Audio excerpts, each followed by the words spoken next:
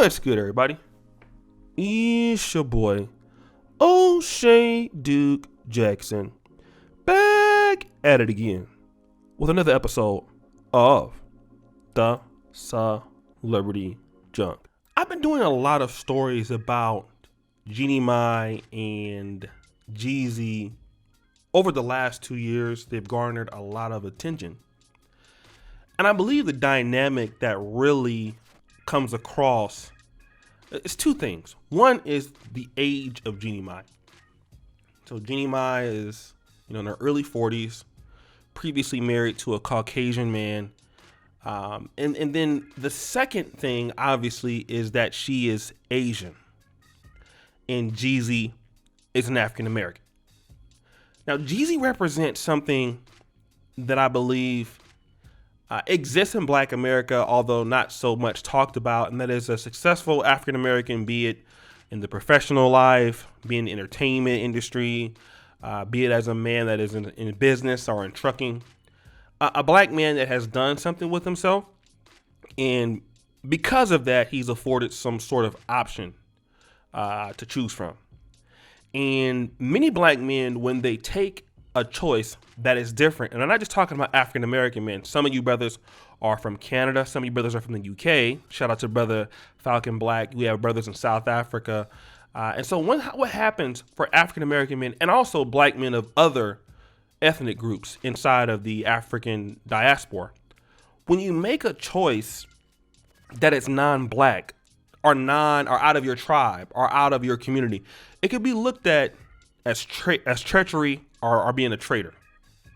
For example, if the Nigerian brother decides to date somebody that's not in his tribe or ethnic group, some people could feel really bad about that. Just like we know in the African American community, if you're a talented Black man and you choose somebody that is not African American, she could even be Black Haitian and it could be a problem. We want to be real.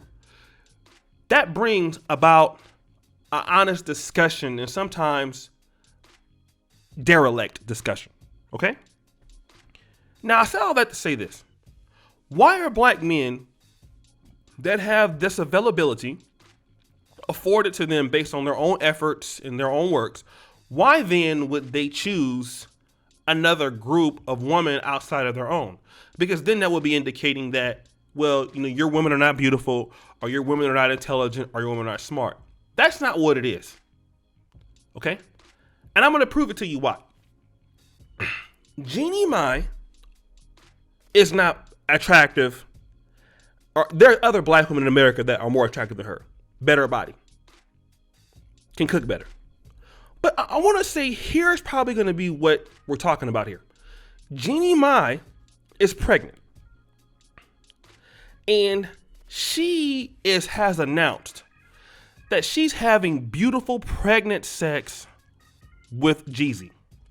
Now, for some of you guys, I know for most guys don't want to, hear that. People don't want to hear that.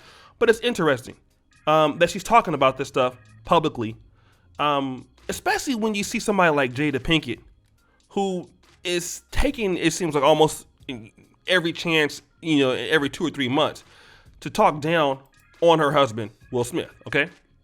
But she goes on her public platform and she talks about the fact that, me and my husband are having great pregnant sex. And he's taking good care of me. He's doing, this. You even talk about the positions and stuff like that. How he's making sure the baby is safe. Basically she's talking about this stuff in a way that makes him look very good, makes him look a man that is very masculine, that he's taking care of things.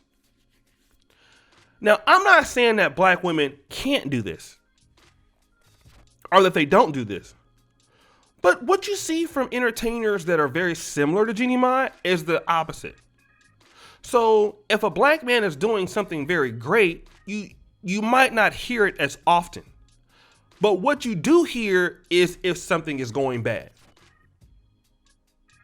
And I think that's the case that we hear in a lot of situations with Black women in America with Black men. I'm pretty sure they can admit that these Black men do something good, but typically we don't hear that. We hear, about how terrible they are when something goes wrong. That's when you hear stuff. And then the things these guys do well, you don't hear it. I think here's the fundamental difference that you're seeing sometimes with women of other nationalities. I'm not the person pushing, swirling. You guys know my situation. But I will say this. I could find it quite difficult to believe that African American women in Jeannie Mai's position would brag about how good he is on television and things like that as much as she would. Now, it probably has happened, but you just don't see it. And here's where the rubber meets the road. Okay? It appears that with black men who are dating and marrying interracially, because I don't do either one of them, so I don't know. But it appears that for the efforts that they give other groups of women, they feel that they are more appreciated in comparisons to if they were to do it with the women in their community. Okay? That the women are much more thankful for what they do for them in another community in comparisons to the women that they come from in their own communities. Now we can get into, well, black men aren't building anything discussions or infrastructural discussions. And, we could talk about that at another time. But I think that just from what we're at right now, which is where most black men are at, where are the black women that when they have good husbands, you don't hear about it, are good boyfriends. When things go wrong, then that's when you hear about everything. Some women can talk about the fact, well, we don't want to tell how good he is because we don't want our friends to take him.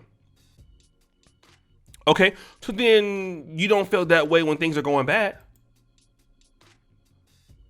So you don't think that you're not giving him the attention, because some women, believe it or not, are attracted to dysfunction. Oh, he lying, he cheated on me, F him. You go post on social media, you'd be surprised what women might actually get interested in the guy. And this is what I think is going on. I just don't see a lot of black women in America that are gonna go at Jeannie Mai's level and be appreciative and talk about like, yo, this guy is really taking care of me. He's doing this while I'm pregnant. You don't hear it. They might tell the guy that, but you're just not gonna hear that. And I think here's the issue. So then when you get these guys, and I want to talk about this also, when they decide to go to another group of women and things like that, then these same men are sellouts. These same guys are buffoons. These same guys are all of these, pejorative names and pejorative things because they don't want to deal in situations. And I'm not saying all situations would be like this, but they don't want to basically deal with the person who's calling them those names getting less standard treatment from them. And I'm going to tell you this. In general, the African American community has to learn how to be competitive. The men have to be competing for the women that they want. And we already understand that. It's just male nature. But then also the women have to be competitive too. Because what's going to happen is for the guys who can provide, for the guys who are going to be doing very well, society is going to be more open to, you're going to see in the next 20 years, more, less racism when it comes to interracial marriages. You're going to see that. You're going to see more white women going to be totally okay with marrying black men, marrying whoever else, Asian women. It's the culture of where we're going. Some places like Canada or the United Kingdom are already there. Even in the States, you're already there. So that's going to be coming down the line. It's going to be more and more. So the women who are not wanting to compete in the community for these guys, you're going to be out of luck. The same thing for black businesses. If black businesses don't compete, you will be gone. So guys, what do you think? It's your boy, O'Shea Duke Jackson, back at it again with another episode of The Celebrity John. I really appreciate you for all that you do. Subscribe, hit the bell, check out the first comment at the top. And as you know, the buffoonery remains at an all-time high.